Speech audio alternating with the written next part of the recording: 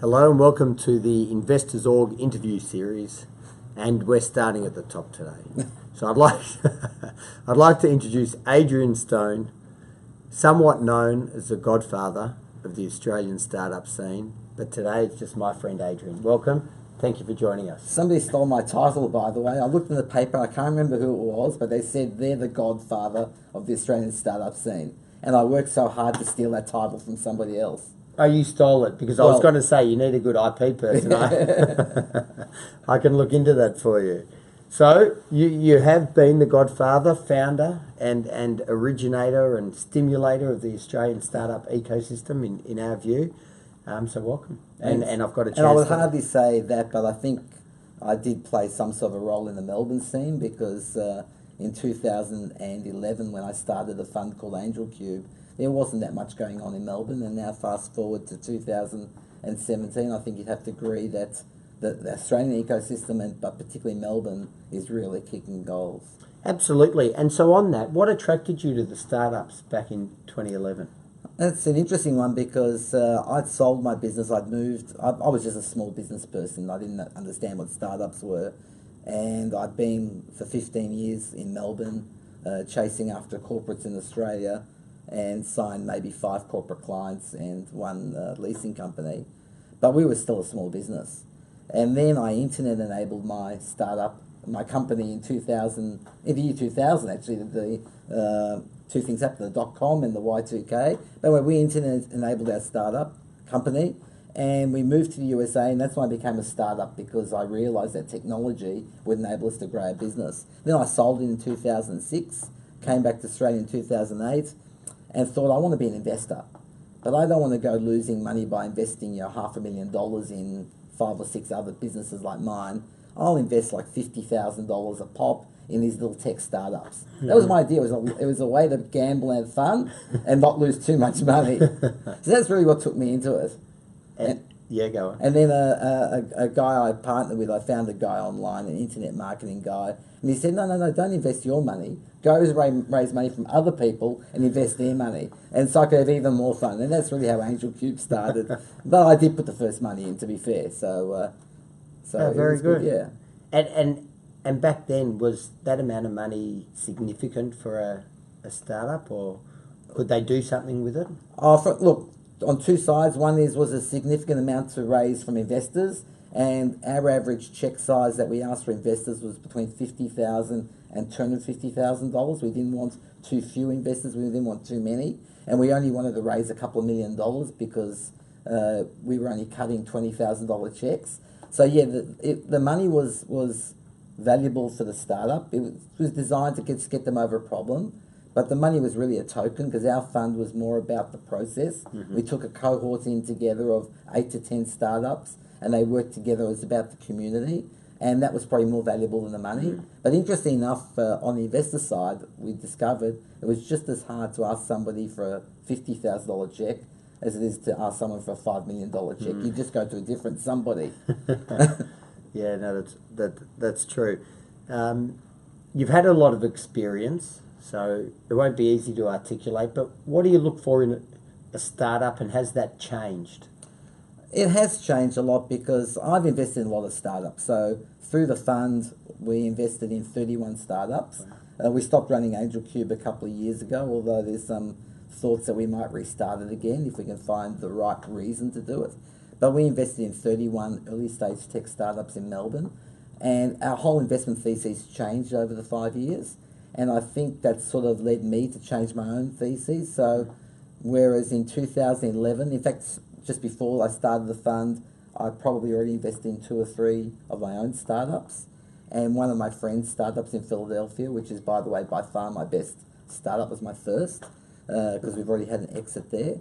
Wow. But I've invested in probably close to 30 startups on my own outside of Angel Cube, and most people don't know that. And early on, I guess I was focused on ideas, and I've learned over time that ideas are worth, if an idea is worth $20, it's the execution of the idea that's worth $10,000. Mm. And as a blogger named Derek Sievers once said, you multiply those 2 numbers together, and that's the value of the startup down the track. So if you think about a startup that could be worth, $200 million or $20 million, Very small amount is the idea. Most of it's the execution. So I'm much, much more focused on founders, as you'll hear from probably every investor you talk to, than ideas. And what about the scope? So does a startup need to be internationally focused from the start, or can it be only local? Will that attract you to look at them? Well, I have my own experience. So cutting back to 1995, I think, when I started my services company, we built up to 20 or 30 staff in Australia, but we could only ever break even. And when I finally sat down, and this is like 1998, when I finally sat down and wrote out on a piece of paper how many clients I would need in order to, maybe produce a company I could sell for $5 million one day based on 3 to 5 times profit, I realised I would need every single one of the top 1,000 companies in Australia as my client, because even the big corporates are too small, and you can't possibly get every corporate. I only had 5 at the time. So that prompted me to go and look at overseas opportunities, and I did go to America, and my business tripled in size overnight, and I sold it pretty quickly thereafter. So that's coloured my opinion a lot, but I think there's very, very few startups that can succeed in Australia. I funded my own startup in the hotel booking area, which ultimately failed. We closed it last year, but as soon as we tested that the idea could actually get hotel bookings in Australia, I said to my 2 co-founders who were young and mobile, hop on a plane, go straight to San Francisco, and let's try it there. Why are we even trying in Australia? So my view is very strong, global from day one. Excellent. And you mentioned on the founder itself, you alluded that you are founder-oriented.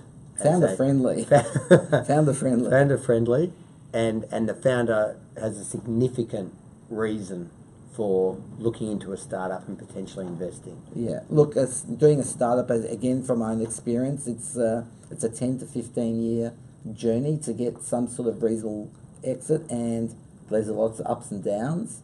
I used to fight with my wife about whether I could work on Sundays or not. Yeah, I was working on Saturdays, Fridays, Thursdays, but whether I could work on Sundays or not, because that was my only time to catch up on paperwork, and that completely conflicts with lifestyle. And there's a whole push now to have lifestyle businesses and balance. The reality is, when you're trying to grow a global startup, there's very few time zones that let you sleep.